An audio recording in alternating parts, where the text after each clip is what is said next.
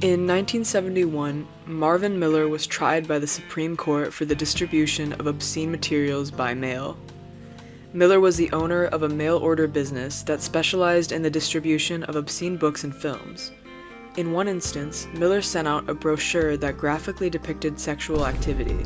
5 copies of this particular brochure were mailed to a restaurant in Newport Beach, California. The owner and his mother opened the envelope and, seeing the brochures, called the police. Miller was arrested and charged by the Superior Court of Orange County with violating the California Penal Code that stated, in simple terms, that anyone who distributes or exhibits obscene material to others is guilty of a misdemeanor. California lawmakers wrote the statute based on 2 previous Supreme Court obscenity cases, Memoirs v. Massachusetts and Roth v. the United States. To better understand the ruling of Miller v. California, it's important to understand the 2 previous cases that influenced the ruling itself. In Roth v. United States, the court accepted an order from 2 cases involving the criminal charges in the banning of obscene materials.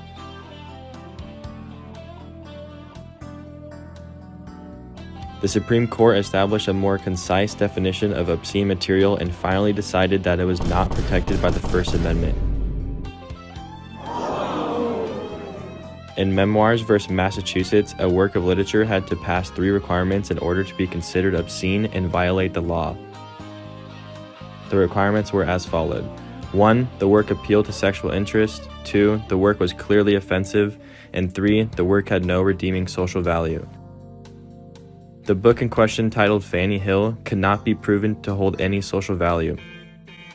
Therefore, it was ruled that the book was obscene. Miller then decided to appeal to the appellate division of the Superior Court, claiming that the jury did not have the same precedents as they did in Memoirs v. Massachusetts.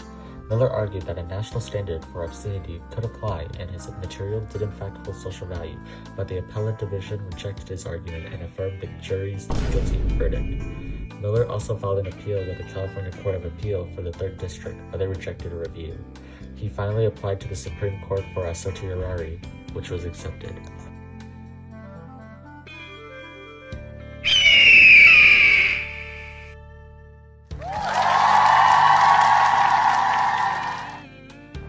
A large reason why the Supreme Court accepted Miller's case was because the court was looking to revisit their rulings in Memoirs v. Massachusetts and Roth v. United States.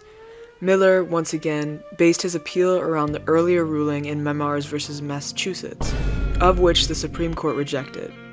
Rather, the question the court was trying to determine was whether the sale and distribution of obscene material was protected under the First Amendment's promise of freedom of speech. The court ultimately decided that obscenity was not protected by the First Amendment, which reaffirmed Roth v. United States. However, the Supreme Court decided it would be best to set specific criteria to properly identify what material should be considered legally obscene. Number 1. Whether the average person would find that the work, taken as a whole, appeals to the prurient interest. Number 2. Whether the work depicts or describes, in an offensive way, sexual conduct or excretory functions as specifically defined by applicable state law. Number 3. Whether the work, taken as a whole, lacks serious literary, artistic, political, or scientific value.